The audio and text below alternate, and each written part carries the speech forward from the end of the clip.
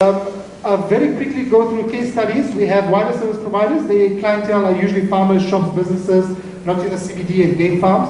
Connectivity that they have is wireless last mile connectivity via open ISM Wi-Fi. That's 5.8 and 2.4 gigahertz. The billing method that they usually charges per minute. That's because the farmer doesn't have any telephony, so he doesn't mind paying per minute as long as he's got himself a telephone, and the rates are quite competitive as well. The backhaul, a lot of them start with load balance ADSL, but as they grow, they move on to fiber and this copper, which is DigiNet and so on. Each channel partner, or each wireless service provider or ISPs have an average of around 200 clients, which is very, very good. And they manage it very well. I mean, if you provide a customer 1 gig internet with a voice line for $199, it's quite cheap. It's definitely cheaper than telecom. And they usually connect via IP phones or gateways. Then we have telecom LCR providers, who I mentioned a bit earlier. They moved on from providing GSM to creating their own VoIP services, and they will target enterprises with high mobile call usage. The ADSL over IPC is what they use as a backhaul, or WiMAX, and also Wi-Fi. A lot of them now are starting to use our fiber connections for the bigger clients. The billing method is per second because it's all about cost saving on the phone calls. There's no backhaul because the connection is per client. The channel partners have an average of 80 major clients, and each one of these clients will probably have about 10 to 20 lines, which is a lot of lines. The packages include multi-concurrency sub-trunk with per second 8-time package, and they usually connect ATAs onto the PTXs. It's a very small little device which they plug on. Then we have corporate IT service providers, which are the guys who provide the very large corporates, JC-listed companies, and so on. They supply to large enterprises, SMEs. They connect usually via DigiNet, licensed wireless, load balance ADSL, and that's per second from 31st second. A lot of them have fiber in business parks or per customer, because we have lots of these business parks or residential areas, which I mentioned earlier. So they run through either a wireless connection to it, or they run through a fiber connection to it, which costs quite a bit in the long run, but is good return on investment on it. And all they have to do is run one cable over to the park, and they connect each park via each unit via Ethernet, which is very cheap, very effective, and very stable.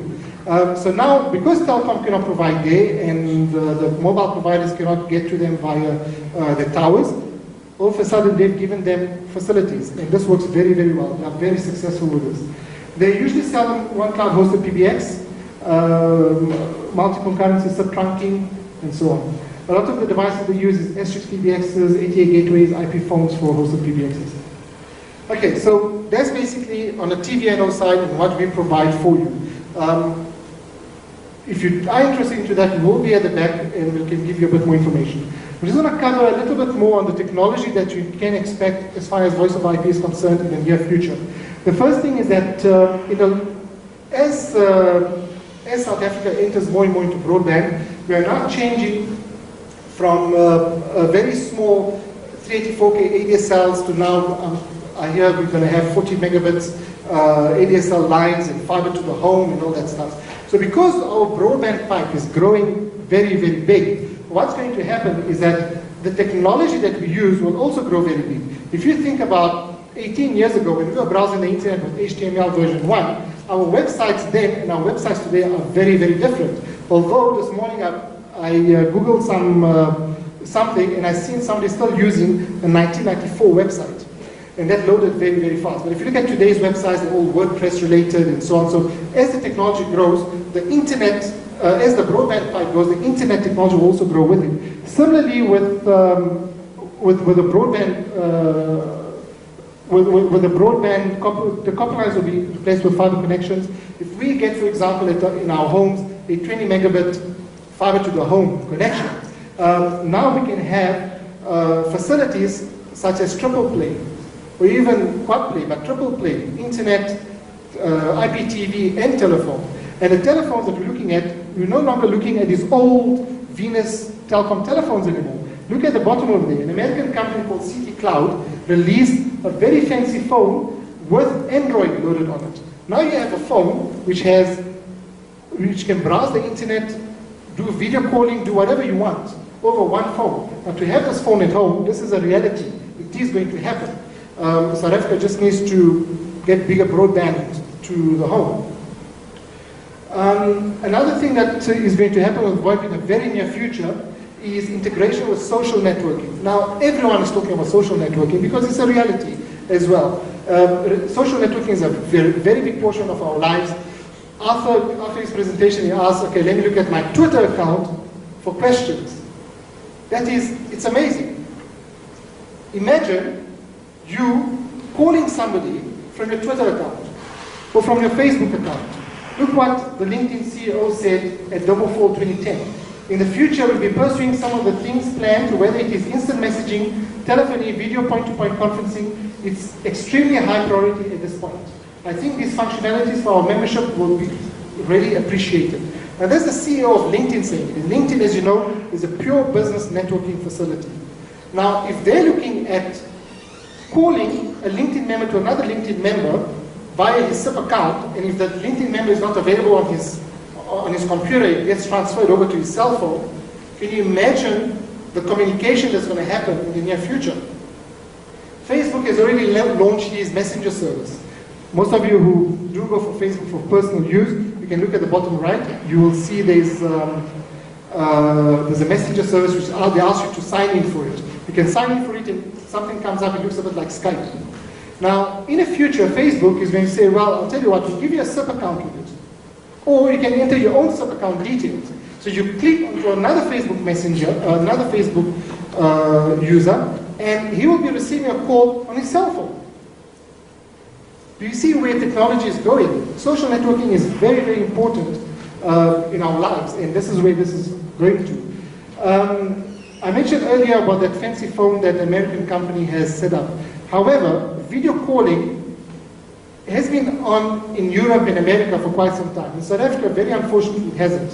Hotel Telecom launched video calling last year sometime. Basically, what we do have is that if you have yourself a phone that looks like that, that's a Grandstream phone. We do have the Ojo phone, we have quite a few phones, and you're on the Hotel network. You can actually call the next person via video. And this is carrier-grade video. Now, you guys must be thinking, you know what, Skype has it for many years. This is not Skype. Skype is a free service. If you look at this is a commercialized service. The voice, the quality, everything that you see by a commercial service is very different to having a Skype service. Now, if I was doing a 10 million rand deal, I'm not going to go and invite my customer to speak to me on a Skype video conference. I want to have a secure video conferencing. I want to sit in my boardroom, have one of these polycoms showing up on my LCD or my plasma TV, and I want to be able to speak to him professionally and close a deal. Now, similarly with this, we can have now video conferencing at your desk. You can call somebody and you can actually view everything. It's just a matter of time that video conferencing becomes a regular thing, because remember, once again, you need bigger broadband. The last slide that I have over here is mobile VoIP handover. Now, all of you know that cell phone usage is now actually more than landline usage. A lot of the businesses, especially if you're using cloud-hosted PBX, for example, somebody calls you at the office, your phone rings for 30 seconds, if nobody comes onto you, if nobody picks up the phone because you're out of the office, you don't want to lose the deal. You're going to forward that call over to your cell phone, and you'll still be able to receive that call. If you are driving and you cannot answer your cell phone, it will go back to your office phone, and it will go onto a voicemail, which then gets sent to your email. How's that for productivity? Instead of you going to fetch your email, your voicemail comes over to you, and you can listen to it at your convenience. And I check my emails religiously, and I'm sure you do too. So imagine having your voicemail on your email.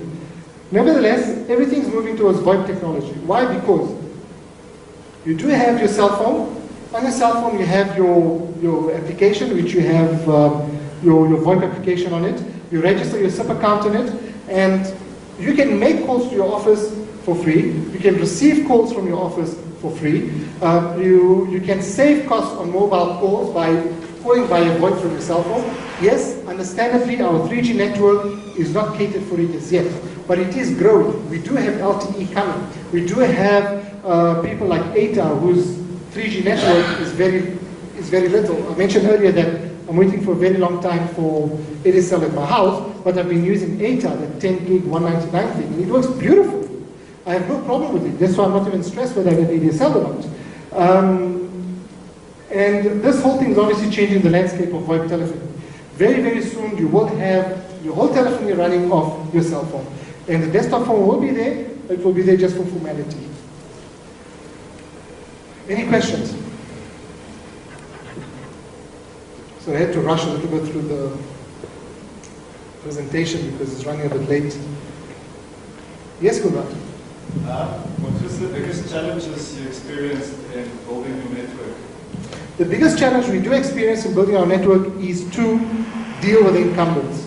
It's practically impossible to speak to the likes of Telco, Vodacom, and so on. They don't get back to you on time.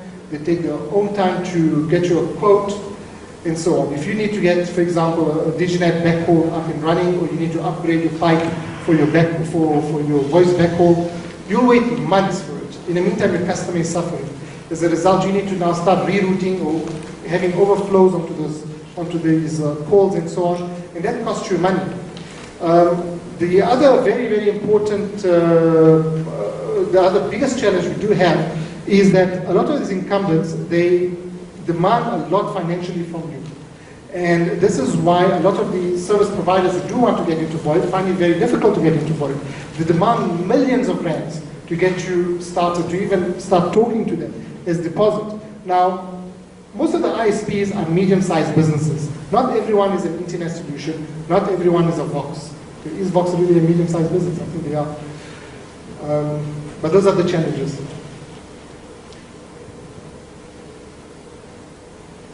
Any other questions?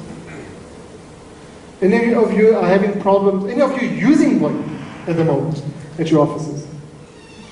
Do you have any? Okay. Okay. Quite a lot of hands. How do you find your last mile connectivity? Okay, it's not as good as TDM. Sometimes you just feel, remove this VoIP, just go back to telecom, pay the extra, but you know what? My business will not suffer.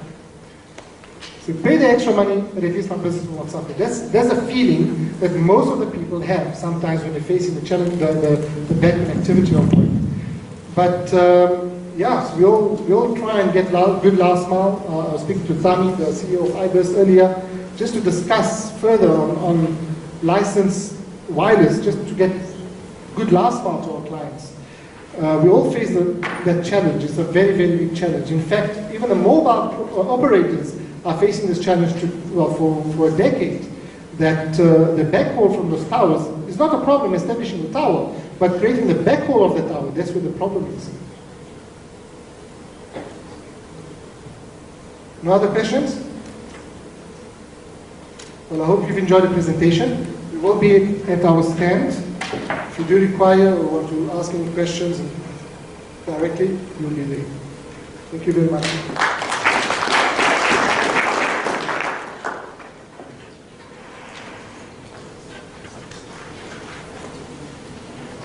Thank you.